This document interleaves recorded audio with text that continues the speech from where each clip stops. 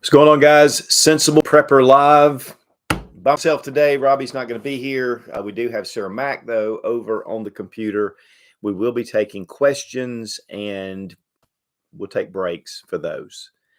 Hope you guys are doing well and welcome. We're going to talk today about something, and this is something that we're just kind of getting the year started. Of course, we've got about a month or so before, a little less than a month before we start 2025.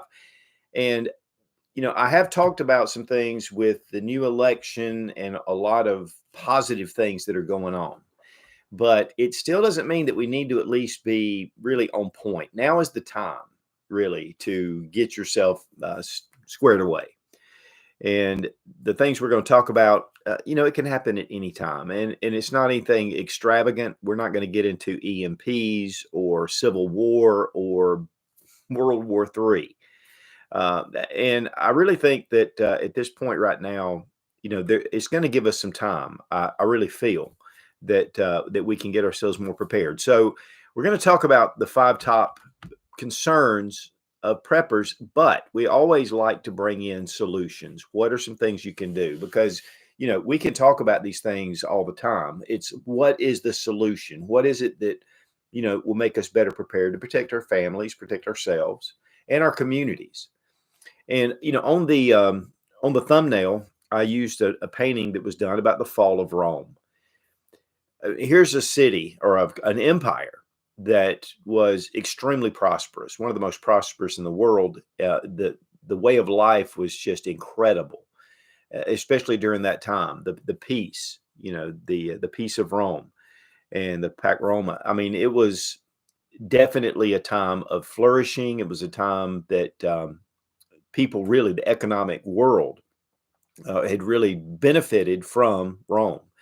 A lot of that had to do with the Roman highways that really allowed for a lot of commerce, the law and order that was formed. Yes, there were a lot of problems in Rome, for sure. I mean, wherever you get a lot of people together, things happen. But overall, it was a very peaceful time for a long time. So what happened? What happened to this beautiful city? What happened to these incredible opportunities that people had to make them turn against it? And that is one thing about the U.S. And we do mirror a lot of the attributes of Rome, including our government is based on a republic, the republic, and not really a democracy, which Greece was more of a democracy. And that's just mob rule. That's just where, you have a vote and the majority wins. And the problem with that is there's a lot of people that get agitated or they get on something, or it's just a certain event causes people just to kind of freak out for a little bit. One of the reasons why we formed the government that we have is that we elected people that had character, that had cool heads, that were wise, that could kind of step back and go, okay, let's think this through. And not necessarily in a mob type situation. And we elected those people to represent us. Now, I say all that for a number one reason is that the number one fear in the U.S., period, prepper or not, is corruption with our politicians, political corruption. It's well over 60 to 65%. It's been that way for a number of years, is people fear political corruption. What's the problem with that? I mean, people are going to, be able to get in the stock market, get some insider trading, or they may get some kickbacks or whatever. But what is that? Why is it so important? And one of the big reasons is because they are susceptible to bribes. And you can call it, lobbyists that are in there doing favors and things. And so what happens is those people that we elected for their character, for their wisdom, doing the right thing. I mean, that's why we elect those people. And then they go to Washington and then they fall prey. I'll be honest with you. One of the things that I really think is that they have these lavish parties and they get in compromising situations that are documented, whether it's by film or whatever. And then they hold that against them. And I really think that that's part of the situation, because we've seen so many really good people that go to Washington and then end up doing things and voting for things, and you're like, what in the world? I mean, this is not their character. This is out of their character. And so, with that being said, I think that one huge example of that was just what happened to Daniel Penny. We have a guy that's on this subway, and he's just homeless and has some mental problems, and starts threatening people on the subway. And here's a guy that really wants to do the right thing. I mean, there are women and children there. There are many races. It wasn't just, one of the things that's happened is he's been kind of deemed a racist, but he was protecting a number of different races and people from this guy, and nobody knew what he was going to do. And then, of course, thank goodness he was acquitted. But the problem is they tried to turn it around and twist it to match some kind of leftist idea, which makes people very hesitant to step in the next time. And two, it ruins this guy's life, even though he's been acquitted. And then, of course, there could be other civil, litigation and things like that. And people just trying to do the right thing. Here's the problem is we have a country right now that is being kind of leans away from justice, true justice, that leans away from just sensibility, that just leans away from this is not right. To me, it's just like the transgender thing in sports. It's just not right. And I don't know how you could say it's right. I just don't understand it. And, you have a lot of these girls that are working very hard, and yet you're afraid to say something. The deal with the mutilation of children, the deal with sex trafficking. I mean, there's a lot of things that are happening, and we feel like that they're not being taken care of, that our justice system isn't stepping in. We have, and we'll get into this in a second more with the prepping, but this is a problem. And let me give you one thing before we get into the list of the prepping concerns, because again, this is no matter where you are on the board, a lot of people have some issues. But one thing is, what can you do about this? Well, first off, is get involved in your local elections. Get involved. I have a good friend of mine that just won an election on the county council of a neighboring county. And the reason why he was running is because there was a lot of corruption in that small, rural, local county government. It was evident. Nobody could do anything because these guys held the power. He got in because people got behind him, and he was elected on the board. There have been arrests actually made because they've exposed a lot of this corruption. And this is in your neighborhood. This is not on the federal level, because here's the thing, guys, there's not a lot you can do about federal, but there's a lot you can do about local, whether it's city, county, or even state government, is to get involved and make sure that you are electing the people that have good character and that are going to do the right thing, that are going to stand up for what's right. And so that is really just a bonus. Now, before we get started, I do want to mention Exotac. They do sponsor us, and this is Exotac makes some of the best fire starters, period, made down in Winder, Georgia. They're just really innovative, excellent. And guys, you need a fire kit. A fire will boil your water for drinking. It will cook your food. It will give you light, it gives you heat, and it can keep predators at bay. Fire is essential. So having a good fire kit with different type items to be able to make sure that you can create that fire when you need to. And Exotac's great. 20% off using Suits20 with the link down below in the description. And big thanks to Exotac. Okay, let's talk about one of the number one things. Again, not talking about EMP, not talking about some of these things that honestly EMP is kind of out there. It can happen, but it's a little bit out there. So let's talk about some real world, this can happen. Societal breakdown. That's probably one of the biggest things. Societal breakdown, whether you have protest in the streets, and not just protest. We have violent protests. We have things that are not really laid out as far as in the law. And the problem is you have, county governments or state governments that are just unwilling to restore order. One of the things about society is it does require law and order. Man has to be controlled. It's either self-control or it's force.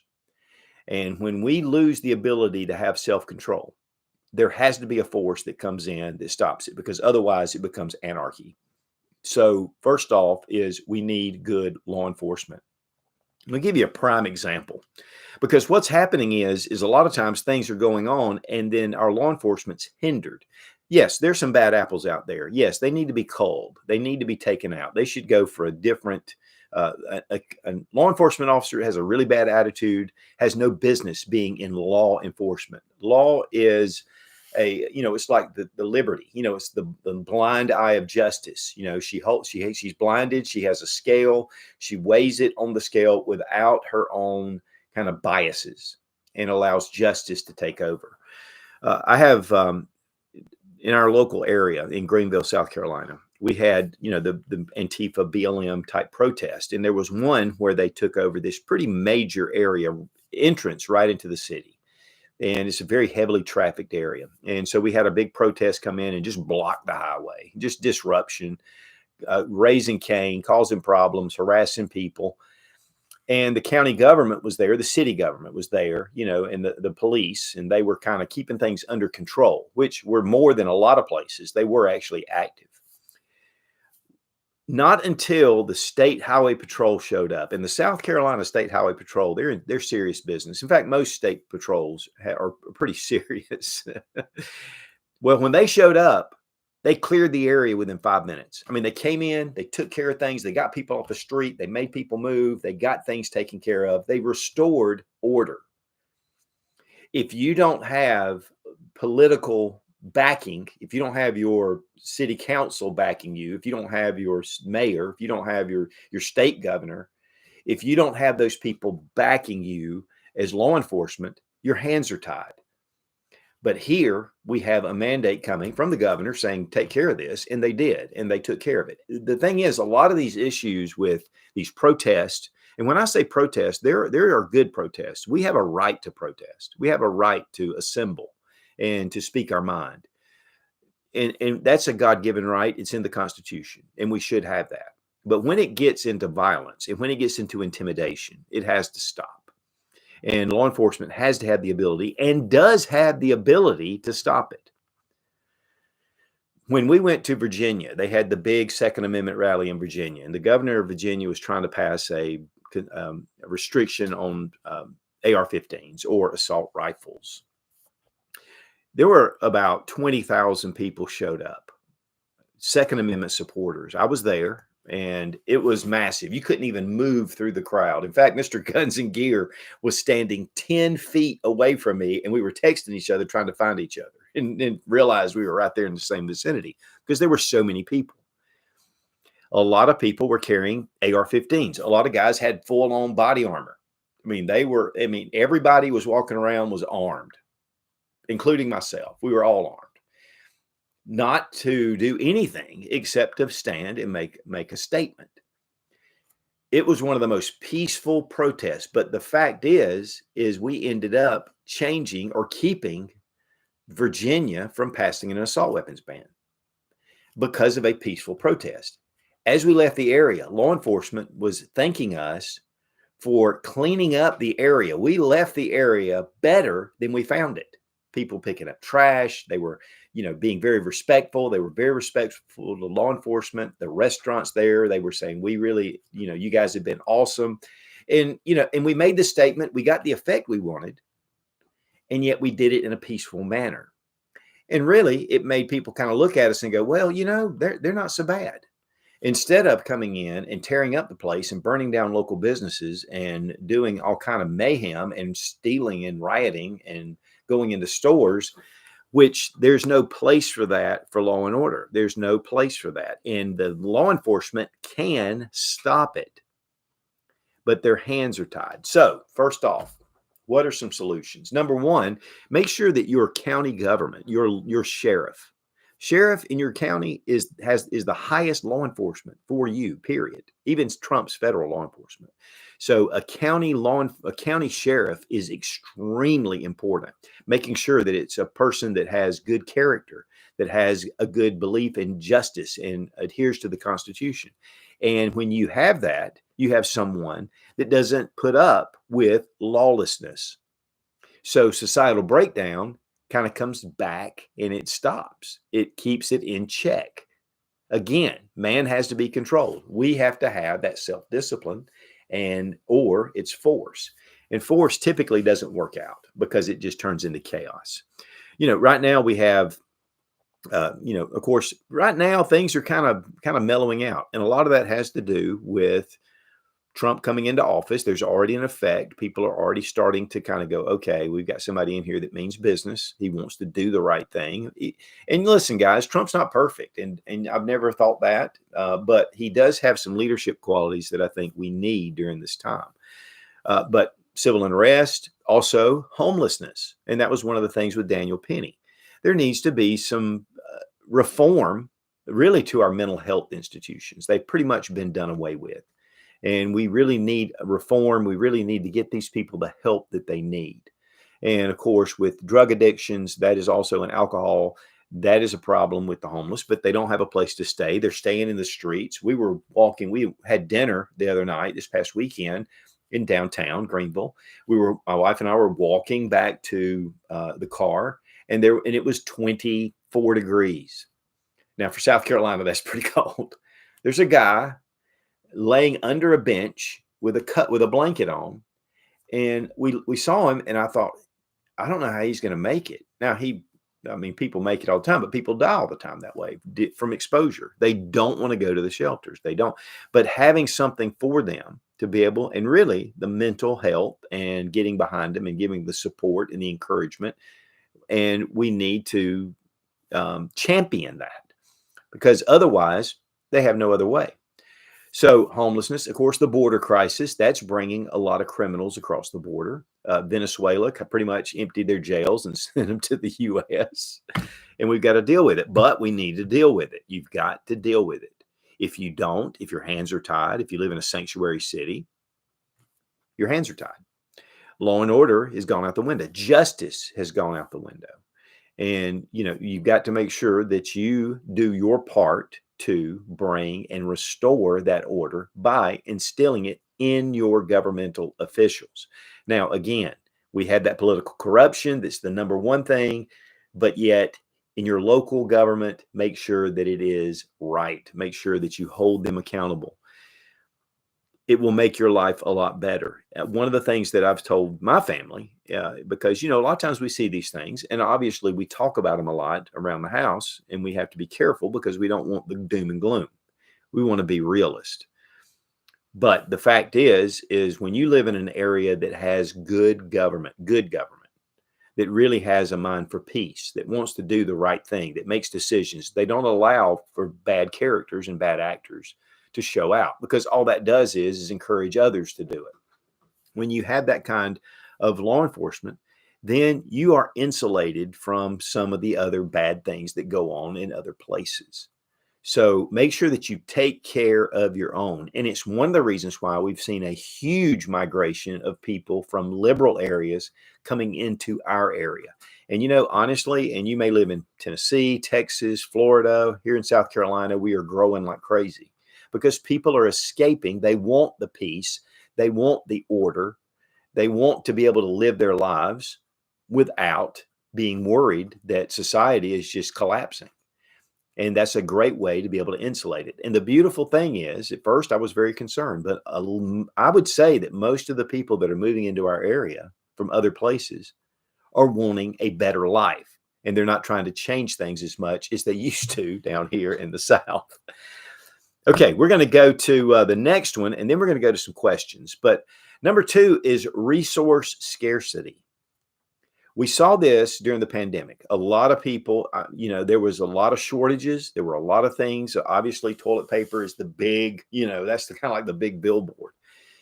Toilet paper, but just basic necessities began to be hard to come by. You could go to Amazon before and order whatever you wanted to, but after a while, we started seeing big shortages in certain products. The problem is you have a product, let's say hand sanitizer. They may have plenty of hand sanitizer to ship, but they don't have the little, pump, or the cap's missing, or their labels are missing.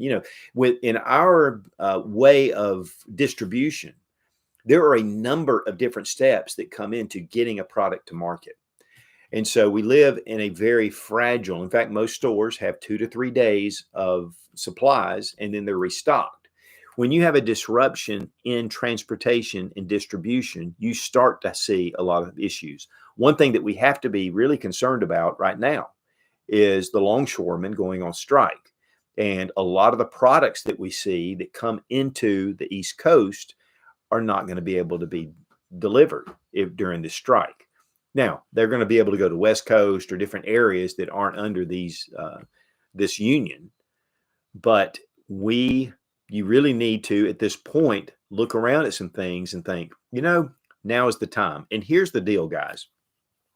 When we kind of are going along and everything's fine, that's the time to be prepared and not wait until something happens. I've always said this, and I want you to really think about this, is here we go. We're kind of humming along. Everybody's doing whatever. There are some issues coming. And if you have eyes to see and you go, you know what, this is an issue.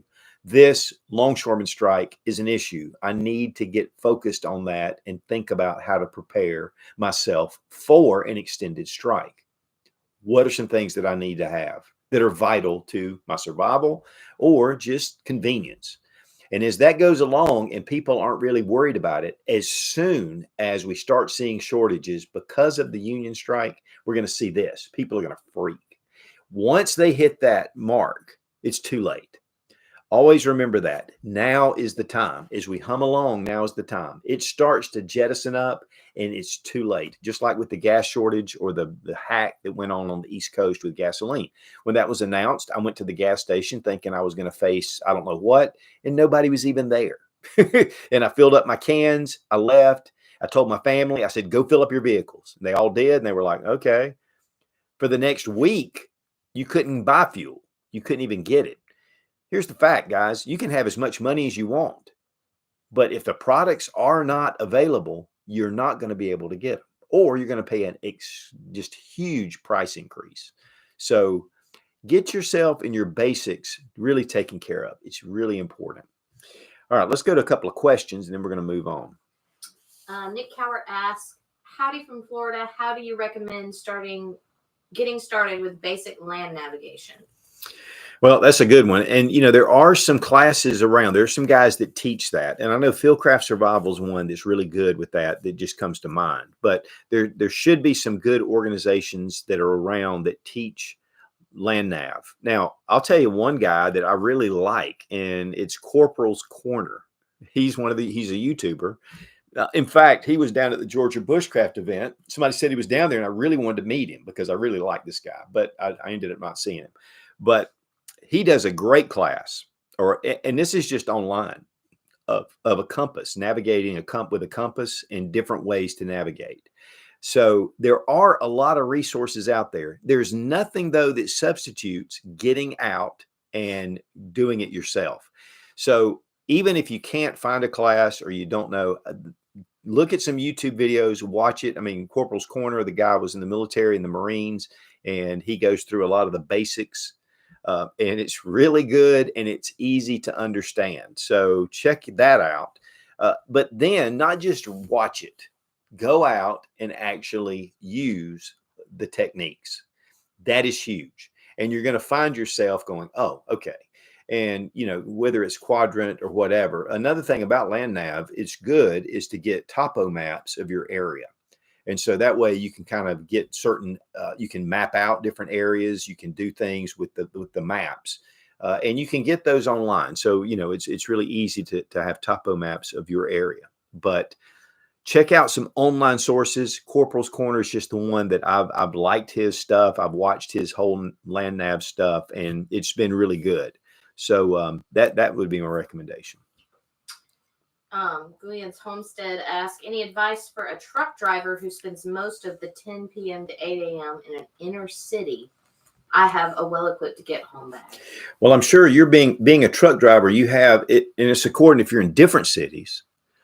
I would highly recommend having maps of the city, even if you know the city, having maps and being able to, because GPS may fail, you may have some situations. Another thing is to map out that city, wherever you are, to your home and put it in Google Maps or Apple Map, whatever, and calculate the travel by foot, how long it takes you to go from there to your home. And really, it can very much surprise you because sometimes it takes like 2 or 3 days. For me, for where we go on vacation is about 4 hours away. Calculating that in walking distance is a month, maybe 2 months. So you have your bag, that's going to buy you some time, but also consider some other options while you may have resources to be able to pick those up along the way. But yeah, in a city situation, you could face protests, you could face some situations, and you could have no internet service. But having some really good maps and to be able to coordinate some ways out of the city if you have to go on foot. But a smart move to have your get home bag. But again, calculate the time it takes to walk. You can do it with car, bicycle, and walking, and you can look at it, and I think that it will surprise you. So get home bags are great, but they're not all in all. There are some things you need to consider with that.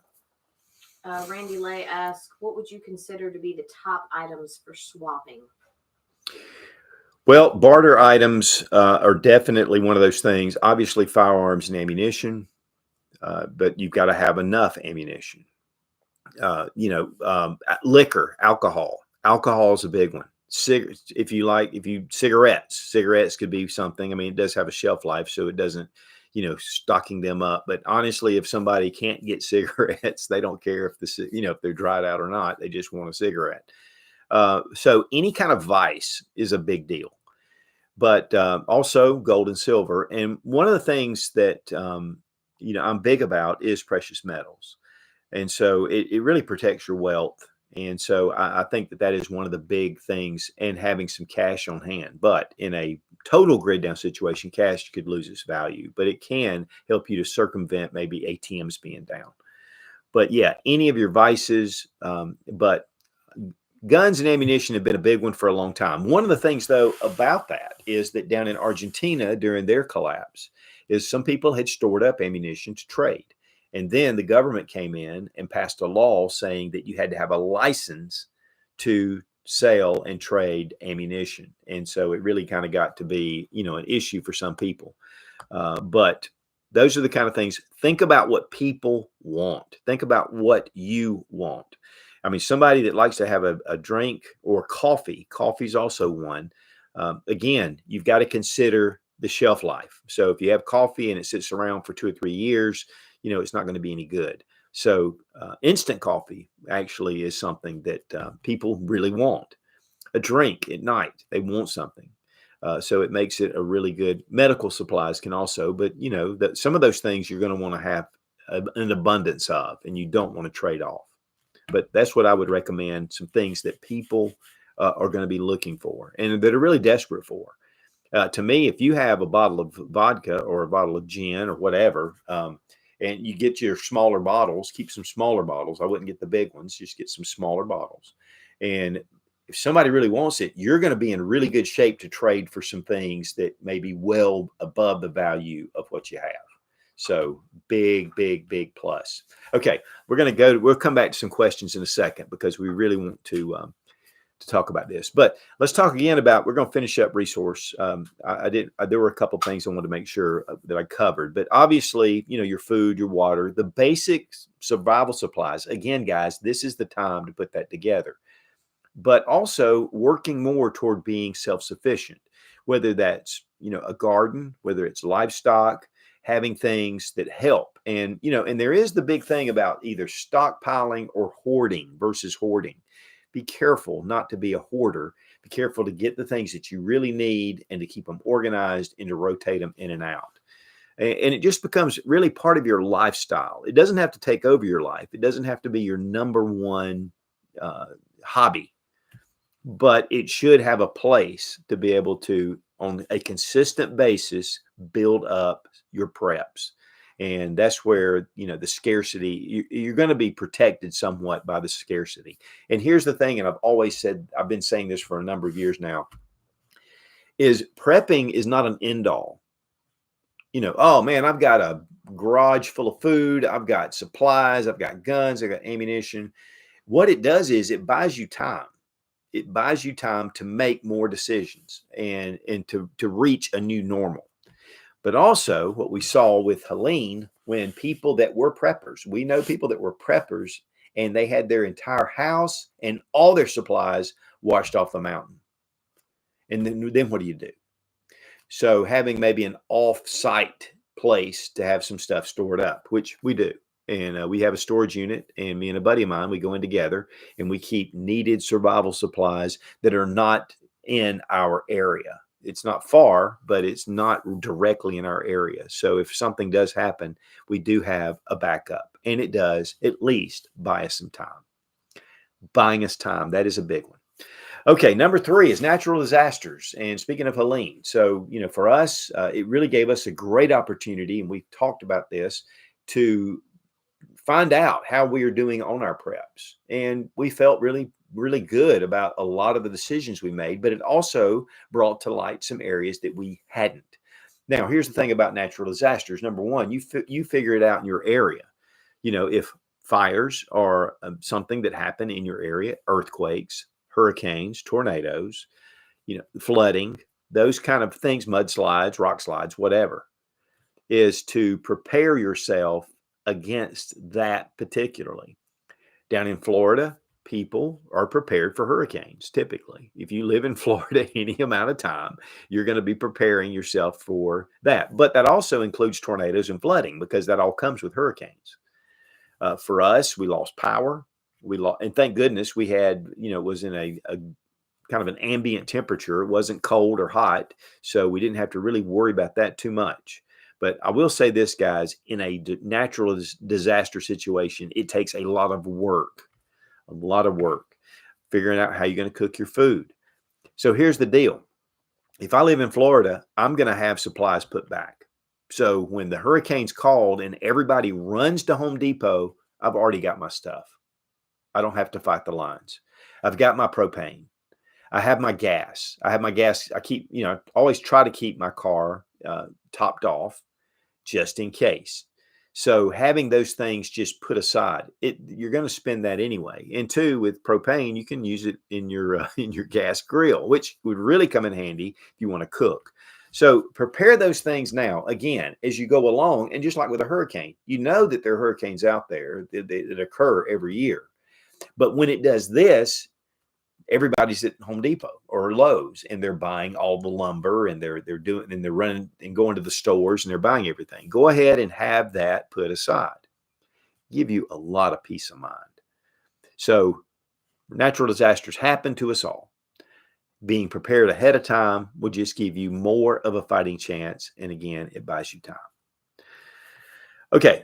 Economic instability. Now, that's something that we have really been watching. Our economy has been a wreck for the past 3.5 years, and we've really been struggling with grocery prices, with all that stuff. Going to the restaurants, you're paying a lot of money for food that you spent maybe half that price. We went to our favorite restaurant, and it's just gotten a lot more expensive. And so, we've got to decide, how we're going to measure it. But the fact is right now, I'm really hopeful with some of the things that are getting ready to happen with our government, with our Congress, with a lot of the different aspects of our economy. And I really hope it picks up. And, when you have Elon Musk in there, who's, created so many things and able to come in and go, well, we don't need this, we don't need that. It's one of the things that Milei did down in Argentina. Was they've had problems for decades, mainly because of corrupt government, but also because they wouldn't repay their loans and they defaulted and the economy crashed. One of the things that Millie did, he came in and cut government agencies, just cut them out, cut departments, cut all this stuff out. Now, Argentina has grown like crazy. Their economy's booming. Things are starting to happen again, and they're really seeing prosperity for the first time in a long time. Argentina was a very prosperous nation many years ago, and because of corruption in government, and that has a huge impact on the country. But because of that, they were stifled. And so when you have somebody come in and go, hey, that's it. Now, here's the problem with the U.S. This massive is while we have a lot of hope right now to get the economy turned around, we still have this massive national debt. And we are really facing some tough economic times. I think the good thing is with the administration coming in now, they're going to make that a softer landing. But there's still going to be some issues. What can you do? One thing, in fact, I was talking to Robbie about this. He went and got his stock portfolio, went to his financial planner and said, hey, look, we want to move these stocks that are high yield, fast growing, and everything's going great to some more stable stocks in the market. And it was funny because the financial planner looked at him and said, are you sure about this? I mean, this is really going to, kind of affect your income. And he said, no, this is what I want to do.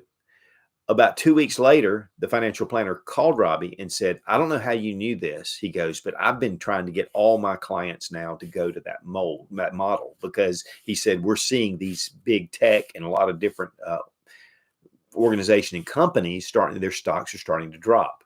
And so getting yourself in good position, if you have a lot of investments in the stock market, is to make sure that you're moving it into a more safe area. It's not going to grow like you want it to, or but it's going to protect what you have. And that is really what it's about. A good friend of mine who retired and moved down here from Minnesota and had a really good stock portfolio. And this past 3 years, they have been devastated. So, make sure that your stocks are protected, because that money, while it does grow, you want to make sure that you're able to protect it. And not that I'm a financial guru, because I'm not, but that is the best way to do it. The fact is that during the Great Depression, a lot of people became millionaires because they were focused in the right areas. Same thing for you, is to be focused in the right areas, but also having commodities. One thing that a lot of people, and assets, one thing that a lot of people do that are wealthy is when the economy starts to turn, they take their money and they put it into assets. The money's starting to have, it's starting to be volatile. There are things that are happening, and they take it and they buy Rolex watches. They buy nice pens. They buy different things, art, different things that are going to retain their value over the long haul. And so that is one thing that a lot of people do that have wealth. And it's something that we need to think about. Firearms, ammunition, those things. I mean, that's one that, you're putting your money into. For me, one thing that I do like, which I do have firearms that, that are going to protect my wealth. I call it my 401g. And, it really kind of balances out. The one thing about firearms is they keep going up in value over time. And so, buying things, it's like the surplus market. Good Lord, that I used to tell people, I said, these guns are coming in now. And I said, they're cheap.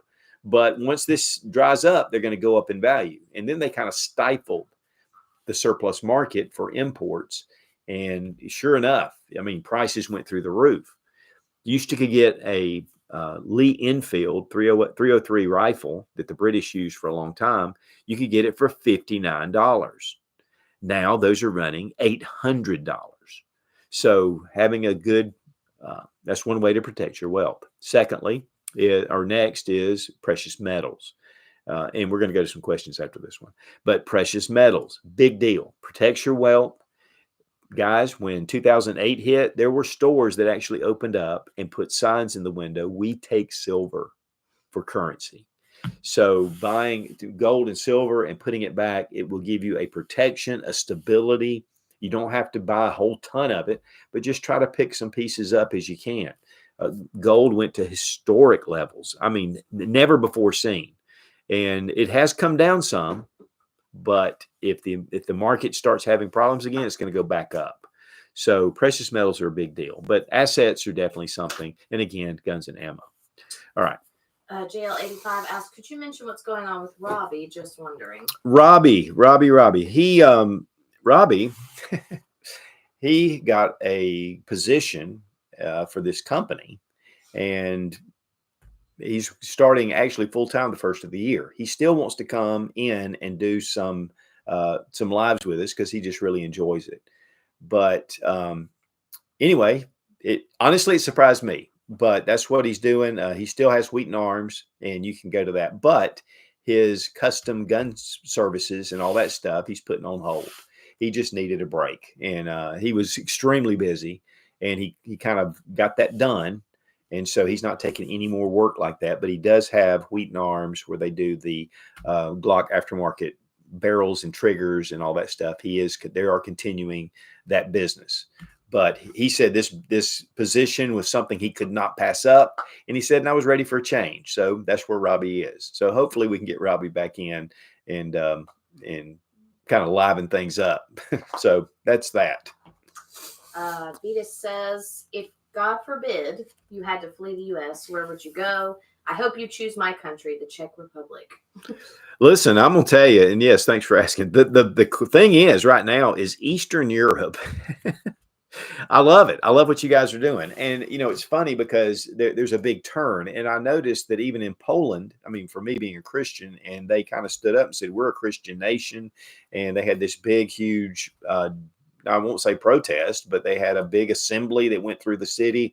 And, they're kind of blocking out a lot of this forced immigration into their country, which I think is smart to do. People need to take care of they need to be in their own countries and they need to take care of that situation, as I'm talking about leaving mine. But I'll tell you, yeah, Eastern Europe right now looks very attractive as far as a place to go. I've been watching, I'd heard reports where a lot of American farmers are actually moving to Russia, which I thought, what? But here's the thing, guys. The more that we let in leftist ideas, the more the East is seemingly embracing capitalist ideas.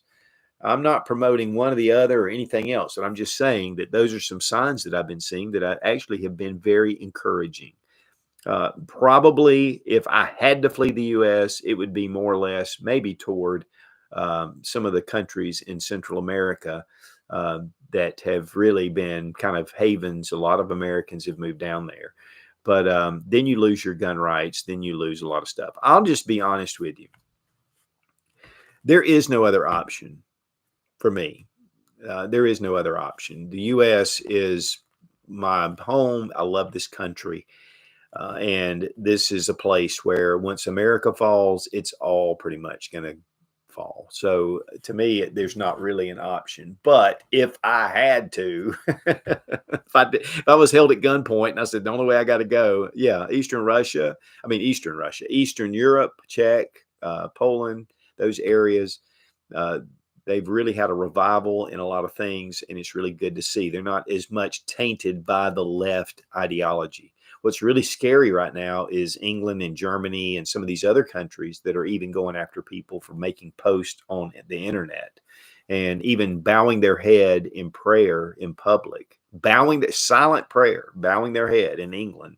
I saw a recent report where they arrested a guy for just bowing his head. I'm sorry, but that is beyond anything that I can imagine.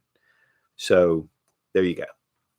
Matto asks, do you think it's necessary to have a lot of water storage when you will always have water from the tap, even during a power outage, as the water comes from a lake uphill, just as at a reduced pressure?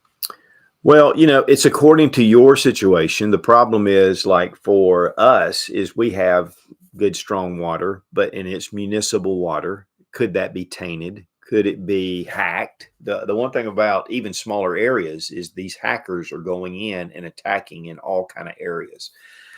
So that would give me some concern. The big thing for me, though, is that you can only live 3 days without water.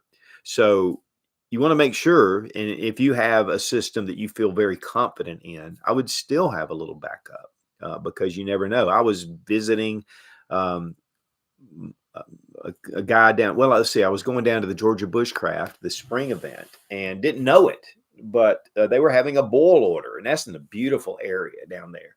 And there was something, the pipes burst or something had gotten into the water system. They detected. I wouldn't have even known it because I was in an Airbnb, and the girl that owned the Airbnb called me and said, "Hey, just to let you know, they're having a boil order."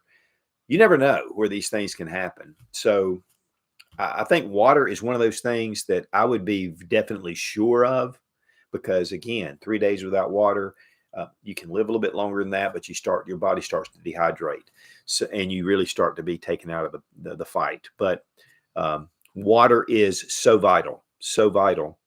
So make sure that you have that, and a way to filter. If that source is taken out, you may have a creek or a stream or something, but you're going to need to make sure that's good, clean water. Danny Rock asks, what kind of scenario will make you leave your home? Fire, marauders coming in like a group, maybe a bunch of neighbors get together and they come in and they decide, hey, you've got preps and we're going to take them. Now, they'd be in for a hard fight, but there are, you're not Rambo. I don't care who you are, but it would take a lot. I'd be like the old mountain man up in my cabin. I ain't going to leave. But there are situations where it may just be where you can't stay. If you have a big group of 100 people come down our street and just come and get in front of our house and demand, that we give them their supplies. I don't know. I think that would be one thing. Also, maybe a natural disaster coming through and your house gets destroyed, just like it did in Helene with a lot of people up in North Carolina, in Tennessee, losing everything. But I don't really see it. I really want to bunker in. I'll tell you one thing that will definitely run you out is having a train rail system near your house and then having a chemical spill right outside. We had that happen a couple of years ago, not too far from here, where they had to evacuate 1,500 homes within a matter of minutes because a train derailed and it had toxic chemicals on it. So, and this is the other thing, guys. Think about it this way. Don't be careful not to imagine this is the scenario that I'm looking for. I'm looking for the zombie apocalypse to happen. I'm looking for an economic meltdown. We weren't expecting the pandemic. It came out of nowhere, came out of absolute nowhere. It was like, what? This is SHTF, but it's light, but it's still SHTF. And for some people, it was life and death. Helene, people were like, okay. I mean, there were preppers up there in Western North Carolina that had supplies and had livestock, had water systems and everything. They had this paradise that was just completely wiped off the face of the mountain or wherever they were, and they lost everything. So be careful not to pigeonhole yourself into one ideal. The big thing is to get the basics and prepare, and that'll take you to a number of these different things. So that's my answer for that. One more and we're going to go.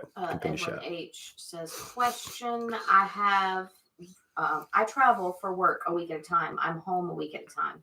I cannot carry any weapons, airlines. What are some things I can do to prepare for grid out SHTF scenario to get home?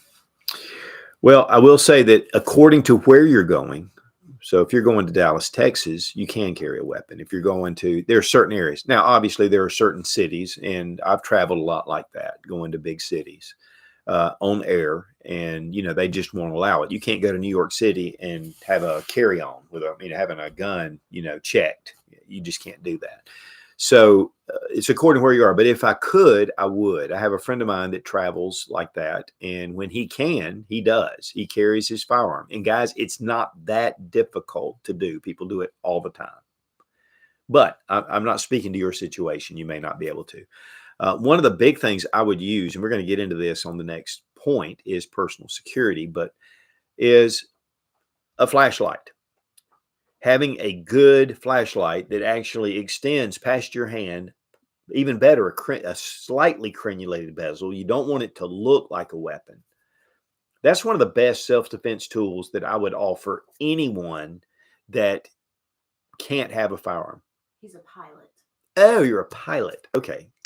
Got you. Well, that would definitely negate that. I think. I don't know that you could possibly put it, but anyway, we'll take that. A good flashlight is one of the biggest things. I mean, it's one of those things that people look at and they go, "Oh, that's a flashlight." For you, it's a weapon, impact weapon, if you have to have it. And while fist or fist, but you have a good metal flashlight that's nice and can fit in your hand and extends out, that is an excellent way to get people off of you. You don't want to be hit in the head a few times with a flashlight. It kind of takes the fight out of you. Obviously, you can't have pepper spray and things like that. Now, because obviously, if you're flying, you're in areas sometimes that are they're almost impossible to get back home in any kind of reasonable time. But that's just one of the dangers, just like with truck drivers a lot of times. And we do have a lot of truck drivers that do watch this channel.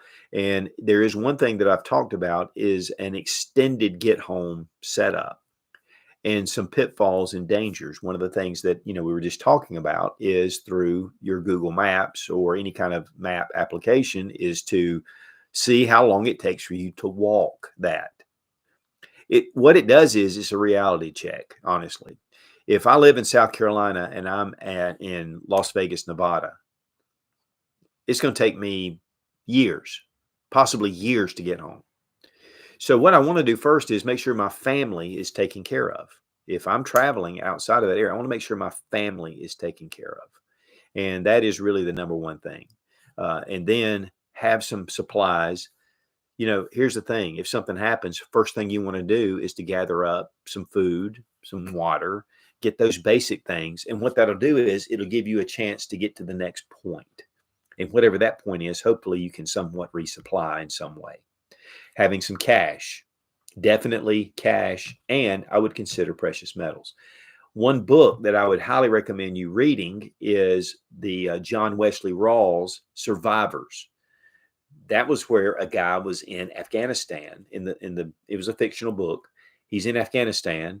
The economy crashes. He's in the military, but he just got out, and he had to find his way from Afghanistan back home to Arizona. It is an incredibly fascinating tale, and for you, I think that would be a great book for you to check out. But that is a very special circumstance. So I wish you the best. Okay, let's go to our next. But flashlight's definitely something. And then again, gathering up those supplies where you can. I don't know if you can carry on a carry-on bag and have some things in there, but that TSA rules. So you know what you could carry that would help your survival percentage grow. And that's the big thing. Personal security. And again, self-defense. Yeah, I mean, a flashlight. Guys, if you live in New York City, I would have a nice flashlight that was, again, kind of melted down, not looking like a weapon, but something that just would make a great tool to be able to use. I mean, this little arc feld, even this, which doesn't have a crenulated bezel, it does extend past my hand. So if I get my thumb behind it and I use it, or just use it as a tool to get an attacker off, it's going to give me a chance. But obviously, concealed carry. Now, one of the things about concealed carry is you may have your concealed carry license. You may live in a constitutional carry state where you don't have to have a license. Carry your firearm. Personal defense situations or self-defense situations can happen at any time, any moment, anywhere. There are a lot of incidents that happen up in the national forest that, in fact, there's like a little bit more than normal almost. It seems like people want to go up there because it's so secluded. But situations can happen at any time, and you are the defender, and you should be carrying, if you have the mindset, if you have firearms, carry your firearm. I carry mine all the time. I always have one on me, and because I never know when I'm going to be in a situation, not only to protect myself and my family, but others as well. But pepper spray. Pepper spray is a good one. I've not always been big on pepper spray, but started watching Active Self-Protection with John Correa, and he talks about pepper spray and shows incidences where people, especially road rage incidences, things like that. Because here's the problem. If all you have is a concealed carry, you're thinking about it. You're thinking about it. if you have any wisdom about you, you won't draw it unless it's just absolutely no other response. But having pepper spray definitely gives you a non-lethal option. And again, your flashlight. And guys, the stun guns and things like that. And if I was going to, I'm not a big fan of those. I think if somebody did that to me, it would just make me angry. These, in the movies, it shows the stun gun, they go, and the guy falls down and he's passed out. Well, that's not the way those things work, especially, gun show or going somewhere and finding these stun guns. Yeah, it would back somebody up for a second, but then I'd just be pissed off. So having that, okay, now that is for, and then also just avoiding bad places. Just avoid them. If you're in a place or if you're walking around with your phone doing this, don't do that in a public place. Make sure that you have your back to the wall and you're in a good spot where you can kind of see. And then if you need to text. But one of the things that happens a lot of times is people walking through a parking lot and they're texting and they make a very easy victim. So make yourself just harden yourself, making sure that you have situational awareness, making sure you're not going into places or taking shortcuts through a back alleyway, those kind of things. It just invites trouble. And so avoid those situations. And if a situation does occur, try to back out of it and have good communication skills, which means you talk your way out of it. I heard this the other day. It was a guy talking about if somebody, like you're at a bar and you're doing something, and some guy goes, "What are you looking at?" And you go, "Man, I like your shirt. That's a cool looking shirt." And turn the conversation around. So good communication skills are vital. Because honestly, you don't want to have to draw your firearm. You don't want to have to kill somebody. That is not something that's something you're going to have to deal with morally and civilly and probably criminally. And so that is not the end all, but there is a place and there's nothing to substitute it if you don't have it. A knives are fine. I mean, if you got a knife, but you got to understand that in a knife fight, you'll get cut. So that's not one of my favorite options, but it is something that I do have. And I carry a knife all the time as well. So bad areas, understand your local area. If you have some problems, if there's a protest that's kind of getting a little violent, you want to avoid those. And keeping up with local news will give you some of those. And then home security, making sure that you have a good camera system. But here's the problem, guys. We can have a home security system. Criminals sometimes just don't care. They don't care. They're going to come through anyway. You can have the cameras. You can say, "Hey, this place is protected by, AT&T, whatever, and you could have your doors reinforced. You can have all that. But people will still do things. So then again, you got to go back to, what if they breach my security system? Then what? That's not an end all. It's a good one, and most people will look at that and go, "Oh, well, I don't want to do that." I saw where there was one guy that actually was going up to a house, saw the security camera, turned around and went to the next house and went in and killed two of the people in the house.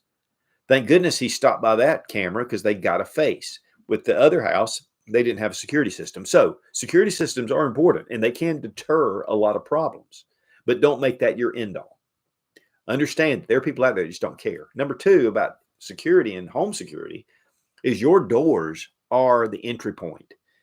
That is, in fact, we had our house broken into. The guy came through the window, and then when the county law enforcement came out, they said, "Whoa, that's kind of weird. They don't usually go through the window; they go through the doors."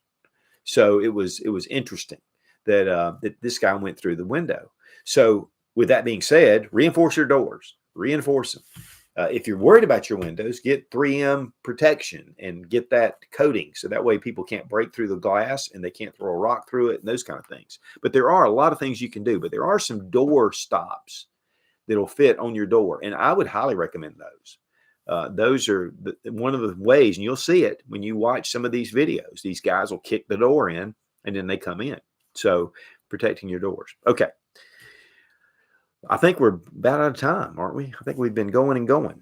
Guys, I really appreciate you being here. Again, check out Exotac. We just want to thank those guys. They give a 20% off using Suits 20, and they have a little tool roll that works beautifully with these. And so check it out. Link down below in the description. Again, 20% off.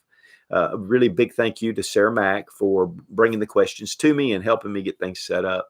Hopefully we'll have Robbie here again, He did say he was wanting to continue, so we'll see how his work goes. But thank you for being here. And guys, again, the better you're prepared, the better, and the better my neighbors are prepared, the better I'm prepared. And so the more that we're prepared as a community and as a nation, when disaster strikes or things happen, we're all in better shape, even on a small level. So get yourself in good shape. Don't let these things put you in a state of fear. If you'll notice, I said top 5 concerns, not top 5 fears. And honestly, that was the first word I put up. And I said, nope, it's concerns, because we don't fear. We prepare ourselves and then we engage into survival. So thanks for being here. Hope to see you next week. Be strong, be of good courage. God bless America. Long live the Republic.